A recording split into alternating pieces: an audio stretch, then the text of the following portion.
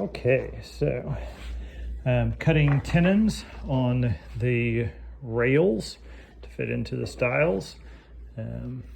Right now, they all look like stiles. Everyone's got a groove, a whole bunch of grooved pieces. Separated out, those are the stiles. These are the rails. These are the ones that we've already cut.